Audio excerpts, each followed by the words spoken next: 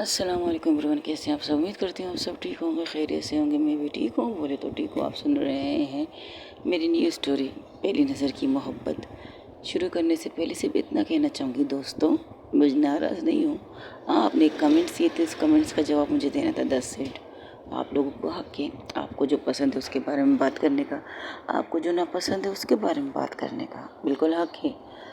रही बात, हाँ, बीच बीच में मैं चाहे थोड़ा सा नहीं, बहुत ज़्यादा चुप हो जाती हूँ, क्योंकि स्टोरी को लाइव रिकॉर्ड करना कोई आसान बात नहीं है, बिना लिखे बिना पढ़े बिल्कुल भी नहीं। मैं जैसे मोबाइल, मैंने पहले ही आपसे कहा था, जैसे मोबाइल लेती हूँ स्टार्ट हो जाती हूँ, बीच में लोग बीच में आके नक नक टक टक ये ढिमकाना वगैरह होता है, आवाज़ें होती है, शोर होती है, ये थोड़ा सा डिस्ट्रैक्ट कर देती है मुझे स्टोरी से।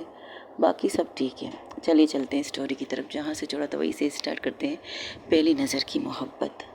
जहाँ पे फ़िज़ा बहुत प्यार से रोशनी के साथ उस क्लब में डांस कर रही थी। रोशनी उसे घूर के देखती है तो कहती है, क्या हुआ, प्यार से देखो यार, बीवी हो तुम्हारी, इस तरह घूर के तो मत देखो। तुम मुझे इस काम के लिए यहाँ लाई हो, सीरियसली। निकले थे हम क्या काम करने और तुम क्या कर रही हो। देखो स्वीट हार्ट, हम जिस क्लब में खड़े हैं ना, वो क्लब डांस क्लब कह सकते हैं इसे।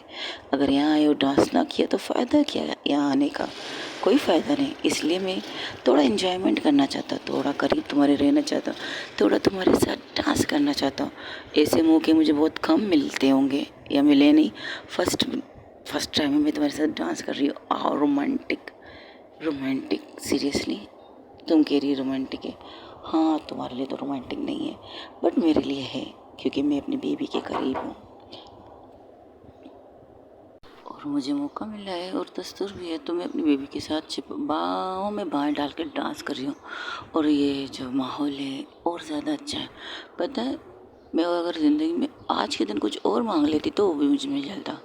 आज के दिन मैं मांगा था कि तुम मेरी बाहों में हो, बस थोड़ी सी देर के लिए तुम्हें हक करना चाहती हूँ। ये कह के उसे कस के हक करती है। रोशनी उसे हक बैक नहीं करती है, लेकिन रोशनी उसे खुद से दूर भी नहीं करती है। वो डांस रुक चुकी थी, उसकी डांस तो रुक चुकी थी, बस वो कस के उसे हक कर रही थी। और हक करते हुए कहती है, मुझे इस हक की ज़रूरत है, बहुत ज़्यादा ज़रूरत है। तुम्हें क्या हुआ है, बस मुझे तुम्हारा हक चाहिए था, सिर्फ तुम्हारा और किसी का नहीं। तुम ठीक नहीं लग रही हो मुझे, और छोड़ो मुझे। तुम्हें तो बहाना चाहिए मेरे इस करीब आने का। हाँ, ये बात सच है, मुझे बहाना चाहिए तुम्हारे करीब आने का, मुझे बहाना चाहिए तुम्हारी बाहों में रहने का, मुझे बहाना चाहिए तुम्हें इस तरह कस के। इतना कस के मत करो, मेरी दम निकल जाएगी। तुम मरने भी नहीं दे सकती यार, बिल्कुल नहीं दे सकती मरने तुम्हें। तुम मेरी जान हो, मेरे दिल की धड़कन हो, मेरे दिल का सुकून हो, मेरी सांसों की आती जाती महक हो, तो मैं कैसे जाने दे सकती हूँ। हाँ, थोड़ा सा कस के हक करने का हक है मुझे, लेकिन तुम्हें कहीं जाने नहीं दे सकती। ये कहकर उसे थोड़ा सा डिले करती है, लेकिन हक करना नहीं छोड़ती। तो फ़िज़ा क्या करती है, फ़िज़ा जो उसके हाथ दोनों नीचे थे उसे लेकर अपने कमर पर रखती है। हक का मतलब होता है सामने वाला भी आपको गले लगाए, तो आपको भी हक है मुझे गले लगाना, पर मुझे लगाना नहीं है। लेकिन मैं चाहती हूँ थोड़ी देर के लिए, प्लीज़, मेरे दिल के सुकून के लिए, प्लीज़। उसकी आंखों में डाल के जब ये कहती तो रोशनी को पता नहीं क्या होता है। रोशनी उसी वे में जो उसने हाथ रखे थे उनको थोड़ा सा पकड़, थोड़ा सा ग्रिप कर लेती है, जैसे कि हम किसी को हक कर रहे हैं। हाँ, वो टाइटली नहीं करती, बस अपने हाथों की एहसास उसे दिलाती है उसके पीठ पर। तो जब ये एहसास उसे होता है तो अपनी आंखें बंद कर लेती तकरीबन 5 मिनट तक। और 5 मिनट बाद इबाद आके उनको कहता है, oh hello love birds, excuse me, हम यहाँ किसी लव मिशन पे नहीं आए हैं, हम यहाँ पर पकड़ो की मिशन पर आए हैं। हम इस इंसान को पकड़ने आए हैं जिस इंसान ने मिसेस ओब्रॉय पर हमला करवाया था। वो आराम से कहती है। तब रोशनी को थोड़ा पीछे कर कहती है, मुझे वॉशरूम जाना है। ये कहकर वो वहाँ से निकल जाती है, और जैसे ही वॉशरूम को ढूंढते हुए वॉशरूम की साइड आ जाती है तो वो वहाँ पर देखती है एक इंसान फ़ोन पर बात कर रहे थे। जैसे ओब्रॉय नाम सुनती है, हाँ, उस साइड में थोड़ा सा सुकून था, मतलब इतना ज़्यादा शोर नहीं था जो वहाँ पर डांस फ्लोर पर हुआ था। तो वो जैसी सुनती है तो साइड में आ जाती है। साइड में आकर वो इंसान की बातें सुनने लगती। तो इंसान कह रहा है, तुम्हारे कहने पर मैंने मिसेस ओब्रॉय पर हमला करवाया, अब वो बच गई, इसमें मेरा कोई कसूर नहीं है। और मैंने तुम्हारे उस, क्या नाम है, मिस अग्रवाल, मिसेस मिस नहीं कह सकते, मिस अग्रवाल के खिलाफ सबूत भी छोड़े, अब तुम्हारे उस कथे पुलिस वाले को नहीं मिल रहे, इसमें मेरा कोई कसूर नहीं है। मैंने 3-4 चीज़ें वहाँ रखी है ताकि पूरा शक रोशनी गरेवाल पर जाए, लेकिन तुम्हारे दिए हुए कुत्ते पैसे शायद उन्हें कम पड़ रहे हैं, या शायद उन्हें सबूत नहीं मिला होगा और तुमसे पैसे की डिमांड ज़्यादा कर रहे हैं। तो इज्जत से मेरे पैसे मुझे लौटा दो। ऐसा ना हो कि मैं अपना मुंह खोल दूं। अगर मैंने ऐसा कुछ किया ना तो तुम्हें लेने के देने पड़ जाएंगे। तुम्हारी जो बरसों की मेहनत है ना वो यूं चुटकियों में ख़त्म हो जाएंगे। मुझे धमकी दे रहे हो? सीरियसली मुझे धमकी दे रहे हो? उस सामने वाले बंदे ने क्या कहा तो वो भी गुस्से में आ जाता है। मैं इतने सालों से तुम्हारे साथ काम कर रहा हूँ, इसलिए नहीं कि तुमसे डरता हूँ, इसलिए तुम्हारे साथ काम कर रहा हूँ कि जो मुझे पैसे चाहिए और मैं अपने काम के पैसे लेता हूँ ईमानदारी से। अगर तुम्हें बेईमानी करनी है तो करो। तुम्हारे जितने भी काले चिट्ठे हैं जो मैंने किए हैं, जो खासकर ओबरॉय और गरेवाल को बर्बाद करने के लिए किए ना, वो सारे सबूत मेरे पास हैं। ऐसा ना हो मुझे जो पैसे तुम दे रहे हो उसकी डबल ट्रिपल कीमत में तुम्हारी जान से वसूल कर लूँ। अरे जा धमकी नहीं दे। मैं धमकी नहीं देता, मैं करके लेता हूँ। तुमने जितनी बार मुझसे बातें की, जितनी बार तुमने मुझसे मिलने के लिए आए हो, और सारे रिकॉर्ड मेरे पास सलामत हैं। अगर मैं चाहूँ ना तो गरेवाल और ओबरॉय तक को पहुँचा सकता हूँ, पर मैं करूँगा नहीं, क्योंकि बरसों से तुम्हारे साथ काम जो कर रहा हूँ, तो इसलिए मुझे मेरे पैसे चाहिए। मैंने अपना काम ईमानदारी से किया है। अब अगर बुराई को गोली नहीं लगी, इसमें मेरा कोई कसूर नहीं। मेरे अकाउंट में कल तक मेरे पैसे आ जाने चाहिए। अगर मुझे कुछ भी हुआ, तुमने मुझे कुछ करने की कोशिश की, मुझे मारने की कोशिश की, मेरी लाश अगर किसी के हाथों, मैंने किसी से कहा है, मैंने अपनी बीवी से कहा है, अगर मुझे कुछ हो जाए मैं तुम्हें एक कोड देता हूँ मेरे अकाउंट का, उसे कॉल देना, फिर उससे तुम्हें पता चल जाएगा कि मुझे किसने मारा है। इतना बेवकूफ़ नहीं हूँ कि कच्ची गोलियों के साथ खेलो। अगर जब मैं किसी को मारने के लिए असली गोली इस्तेमाल कर सकता हूँ, तो अपनी ज़िंदगी के लिए भी मैं असली चीज़ें कर सकता हूँ। तुम्हारे कल तक का टाइम देता हूँ, तो कल तक करो। और फ़ोन जैसे ही बंद करते तो उसके लोग कहते, बॉस ये मैडम हमारी बातें सुन रही थी। वो रोशनी को पकड़ के ला चुके थे, रोशनी के मुंह पर कपड़ा बांध चुका था। तो कहते ओहो, अब ये तो आहा, रोशनी गरेवाल, आप हो रोशनी गरेवाल। अभी तक जेल में नहीं गई, लेकिन मैंने तो तुम्हारा पूरा बंदोबस्त कर दिया। चलो कोई बात नहीं, अब तुम सुन चुकी हो तो बता देता हूँ। हाँ, मैंने ही मिसेस ओबरॉय पर हमला करवाया था, मैंने ही करवाया था। हाँ, किसी के कहने पर करवाया था। अब तुमने सारी बातें सुन ली तो तुमसे छुपाने की ज़रूरत क्या है। इसे लेकर अड्डे में जाओ।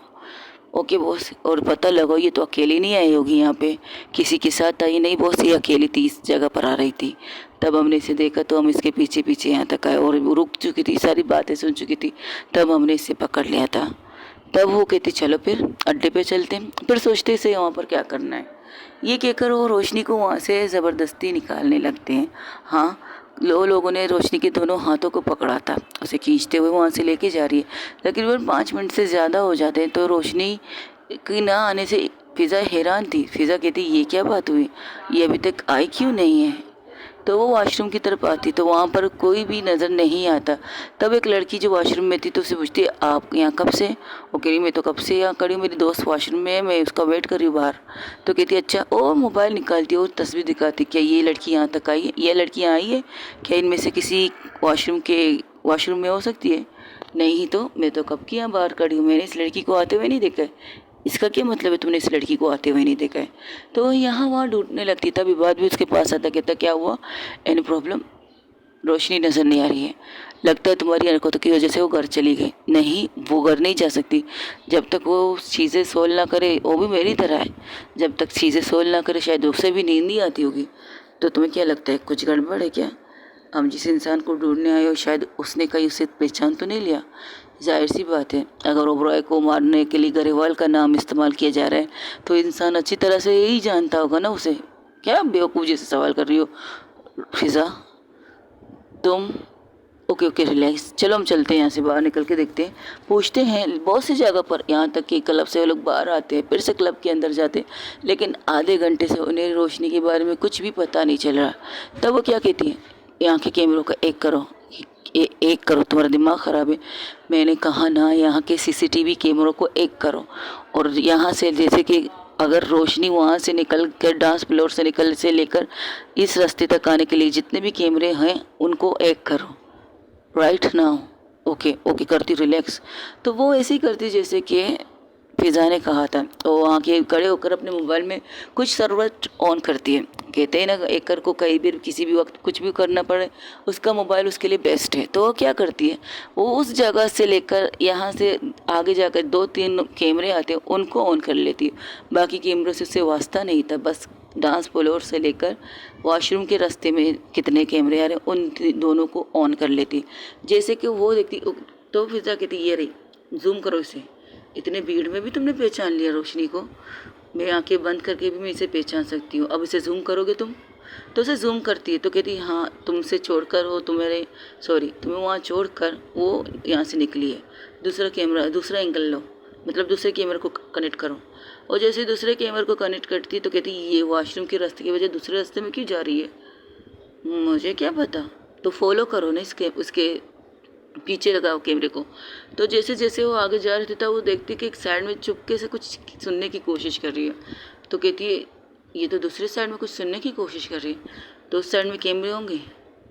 I think so. पहले देखते हैं अंदर कि अंदर कितने कैमरे हैं, फिर हम इसको कनेक्ट करेंगे अपने मोबाइल से और ज़्यादा शायद हमें इंफॉर्मेशन मिले। वो अंदर वापस आते हैं, वहाँ से लेकर यहाँ तक जहाँ पर रोशनी करी थी उसी जगह पर जाके खड़े होते हैं। तो सामने देखते कि सामने फोकसली उसकी नज़र कहाँ जा रही थी। तो देखती कहती हाँ उस साइड में कैमरा है, और इससे ये तो बाहर का रास्ता निकल रहा है, पीछे के रास्ते में कैमरा मुश्किल से होना चाहिए।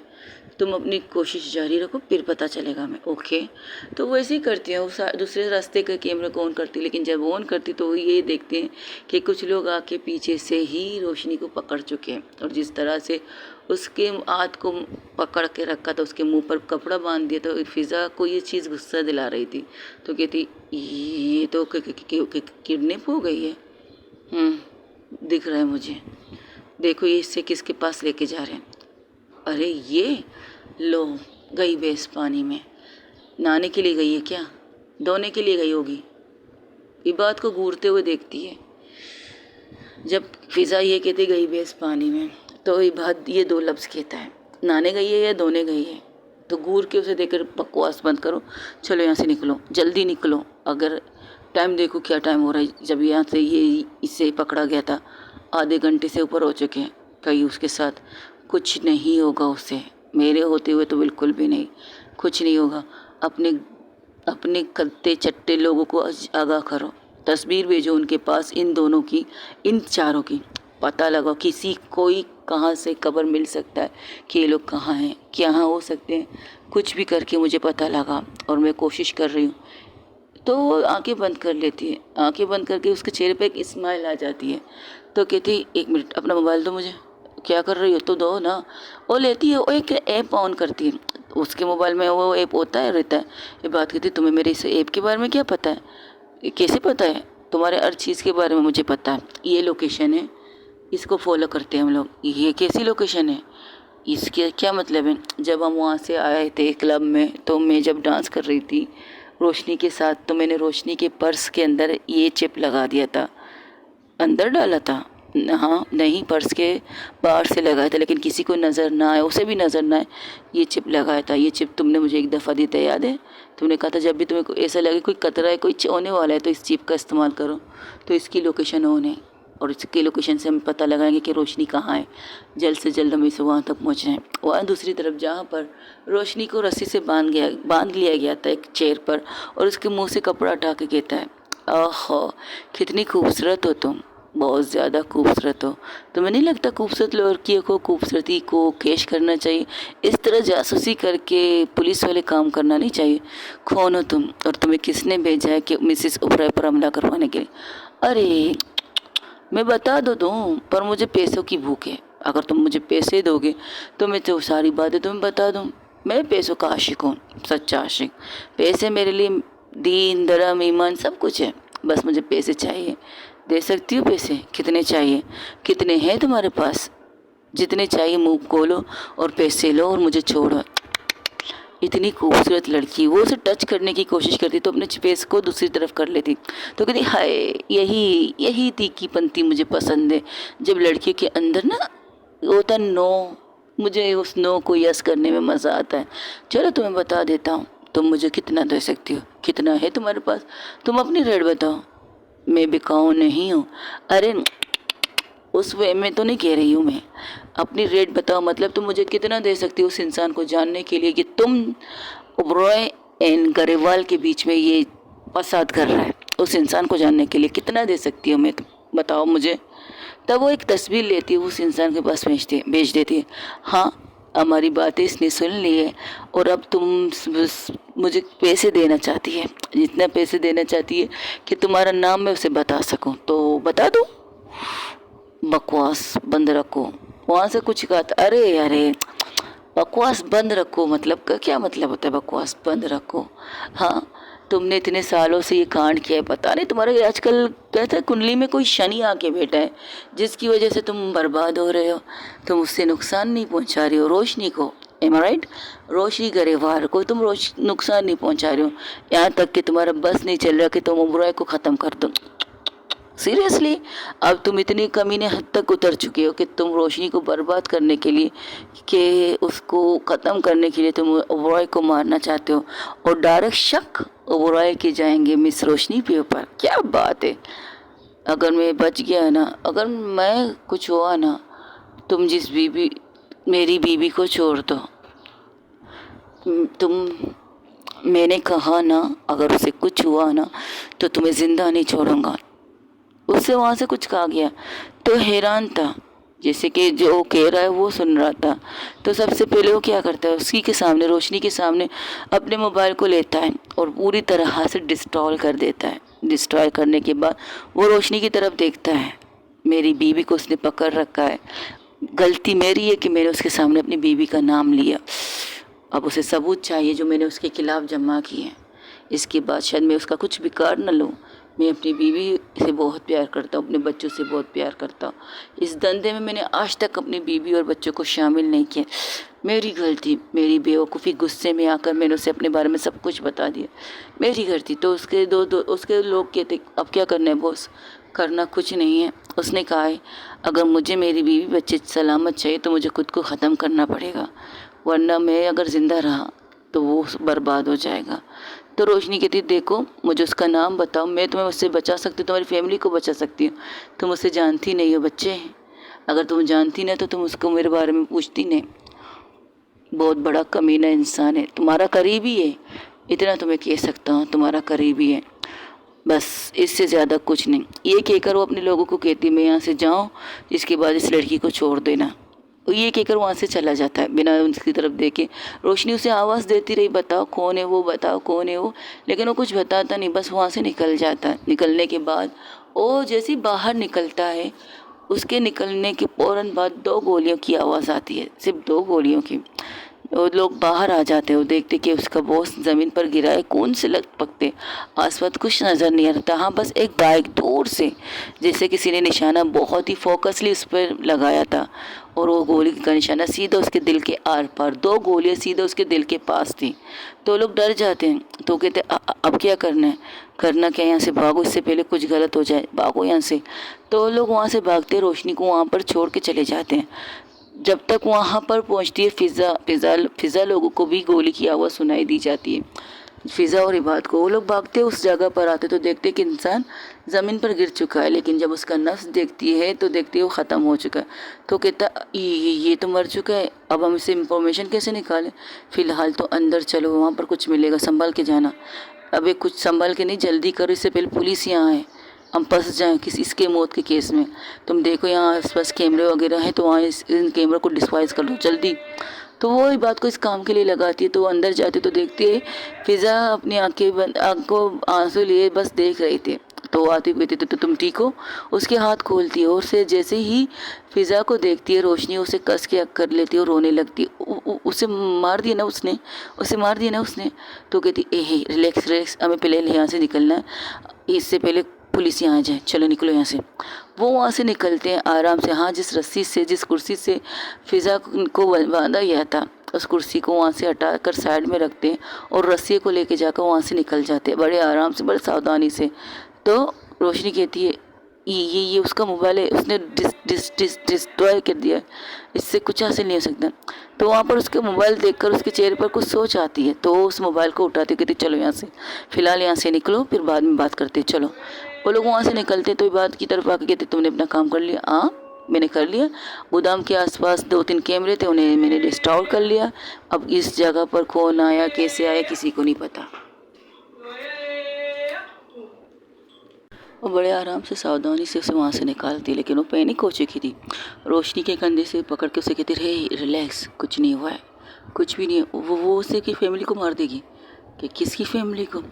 उसने मेरे सामने उस इंसान को मेरी तस्वीर भेजी थी, वो उससे बात की थी, लेकिन जब उसकी फैमिली की बात आ गई तो उसने ये सब कुछ किया। ये यहाँ से जा रहा था, बाहर निकलते से मार दिया गया।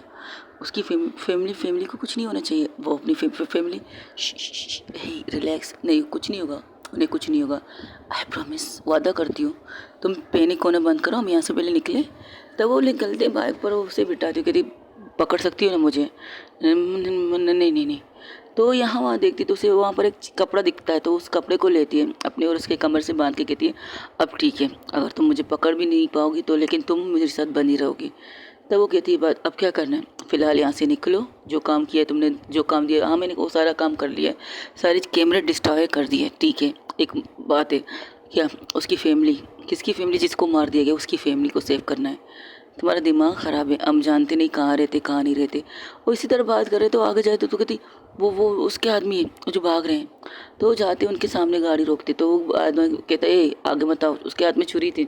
तो कहता है देखो मुझे ना तुम लोगों से वास्ता है ना तुम्हारे इस हरकत से, अपनी छुरी नीचे रखो। वो बाइक से उतरते नहीं, बस इतना पूछते हैं, इतना कहते हैं कि हमें इस लड़के इस आदमी का एड्रेस बताओ। हमें नहीं पता। देखो उसकी फैमिली की जान खतरे में है, अगर तुम चाहते हो कि उसकी फैमिली को कुछ ना हो, अगर उस इंसान ने तुम लोगों के लिए कभी अच्छा काम किया तो बता दो। तो उसकी तरफ देखते तो इसके सामने एड्रेस दे देते, जैसे ही एड्रेस सुनते तो वहाँ से वो लोग निकलते तकरीबन उन्हें आधे घंटे और लगते हैं। तो वो लोग जैसे ही पहुँचते तो देखते पूरे इलाके में लाइट है, सिर्फ इस घर के अंदर की लाइट बंद है। हाँ शायद कुछ है। रिलैक्स होके यहाँ बैठो।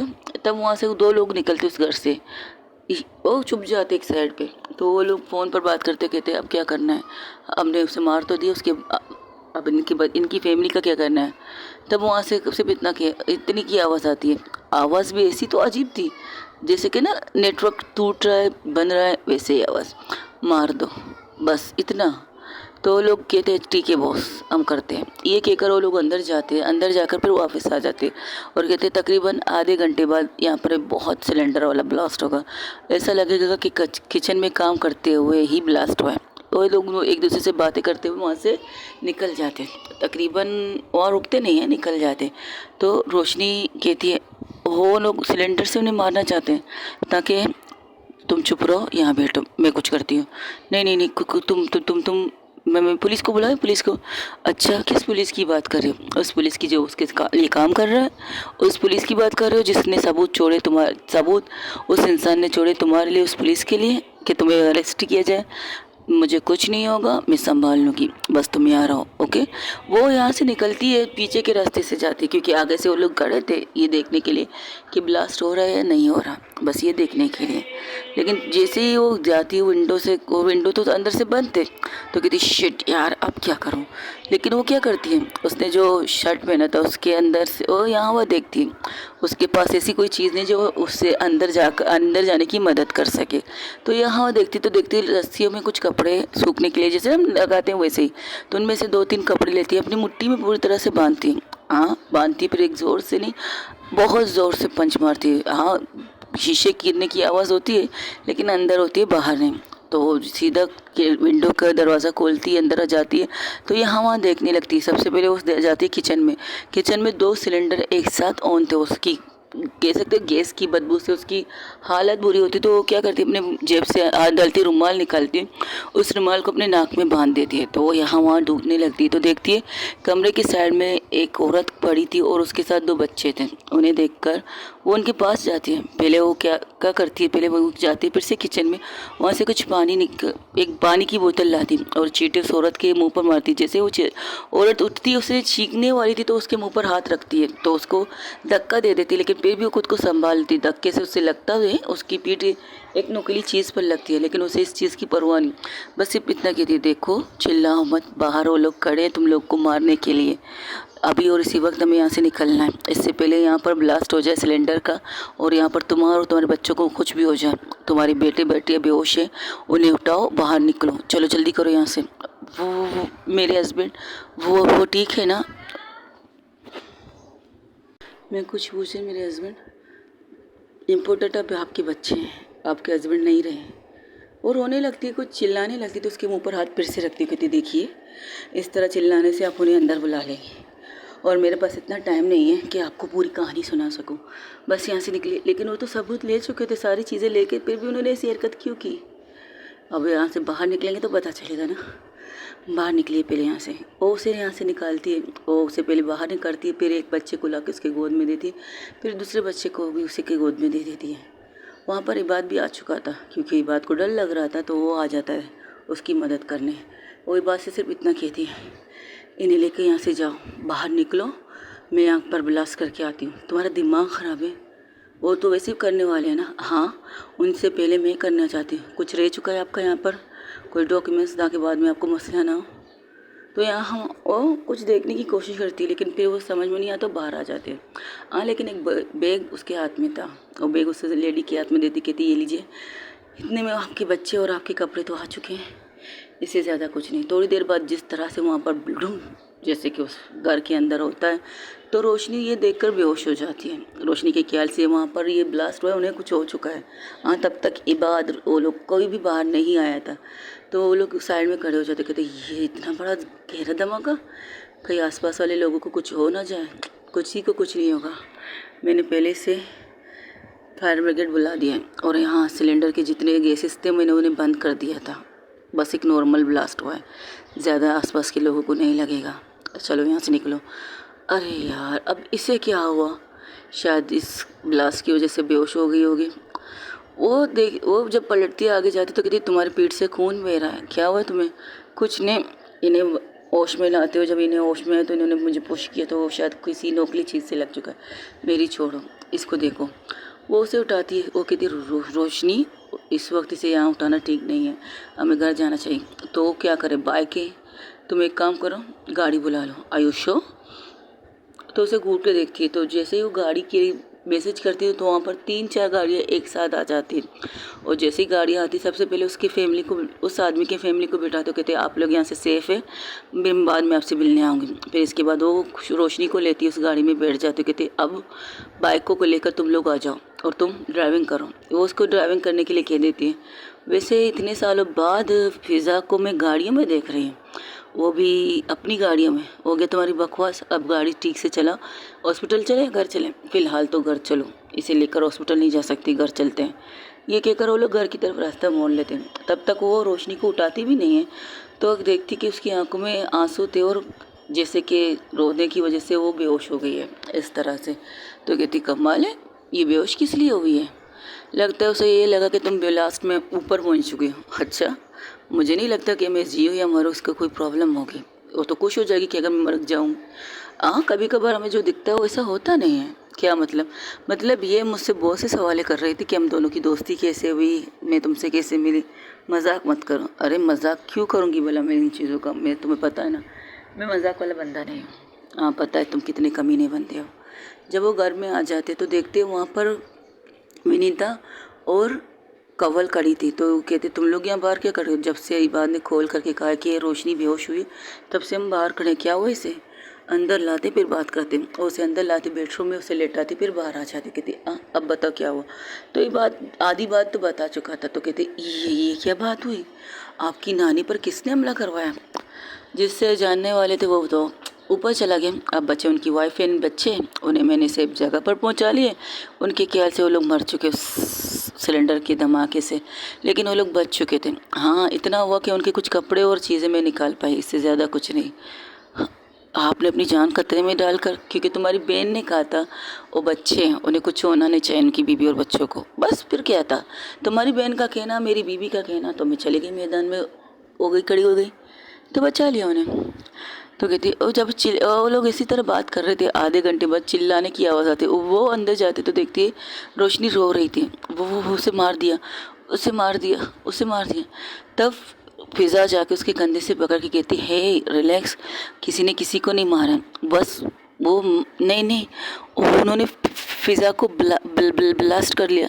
हैं, मुझे ब्लास्ट कर लिया? हे हेलो हेलो रोशनी, मैं तुम्हारे सामने बैठी हूँ, देखो मेरी तरफ। नहीं, वो उन लोगों को बचाने गई तो ब्लास्ट ब्लास्ट। तो जैसे ही अकला नहीं रखती तो वो क्या करती है, उन दोनों को इशारा करती है, तो लोग समझते नहीं हैं। तब ये बात कहता है तुम लोग बाहर चलो, वो अपनी बेबी को संभालना चाहती है तो हमारे सामने भी तो संभाल सकती है। अच्छा, अगर इसके तुम लोग के सामने उन्हें किस किया तो, और जिस तरफ पैनिक जोन में है उसको पैनिक निकालने के लिए तो एक झटका और देना पड़ेगा ना, और झटका इसका किस हो सकता है। अब चलो यहाँ से। ओ सॉरी सॉरी, ये कहते हुए वो लोग वहाँ से निकल जाते। तब रोशनी को कंधे से पकड़ के कहती है देखो मैं ज़िंदा सलामत हूँ और तुम्हें फ़र्क तो नहीं पड़ना चाहिए, अगर मुझे ब्लास्ट में मार दिया गया तो तुम खुश हो जाओ, इस घर से मुझसे छुटकारा मिल जाएगा तुम्हें। लेकिन फिर भी वो पैनिक जोन में कहती नहीं, उसे मार दिया, उसे मार दिया। तब वो कहती सॉरी तुम्हारे बगैर इजाज़त के, लेकिन तुम्हें इस पैनिक जोन से निकालने के लिए मेरे पास कोई और रास्ता नहीं है। ये कहते उसे अपने ऑटो को अपने करीब करती है, अपने ऑटो का एहसास उसके ऑटो पर रखती है और जैसे उसे किस करने लगती है। वो बहुत ही ज़्यादा पैशनेट किस करती है फिज़ा रोशनी को। वो किस कर रही थी तब तक रोशनी की आंखें बड़ी की बड़ी हो जाती, और जैसे ही उसे नॉर्मल होना, तकरीबन उन्हें 10 या 20 मिनट का किस होता है फिज़ा का, लेकिन उस 20 मिनट के किस में जिस तरह से आंखें फाड़ के रोशनी उसकी तरफ देख रही थी, उसे खुद से दूर करते हुए कस के उसकी गाल पर थप्पड़ मारती है। और डे यू, मुझे किस करने की ज़रूरत क्या थी तुम्हें, तुम्हारी हिम्मत कैसे हुई तुम। और उसे ये कहते उसे मारने लगती, तो कहती चलो तुम होश में तो आ गई, और बेड पर लेट जाती है। कहती तुम्हारी हिम्मत कैसे हुई, और उसे मारते मारते वो भी लेट जाती है। फिर रोज़ के सीने पर सर रख के रोने लगती है। तब फिज़ा उसके बालों को सहलाते हुए कहती है हे मुझे कुछ नहीं हुआ है, मैं ठीक हूँ, तुम्हें पैनिक जोन से निकालने के लिए मेरे पास कोई और तरीका नहीं था। अच्छा, कोई और तरीका है? तुम रिलैक्स, सो जाओ मेरी बाहों में। तुम्हें मेरे मरने से कोई फ़र्क पड़ता है क्या?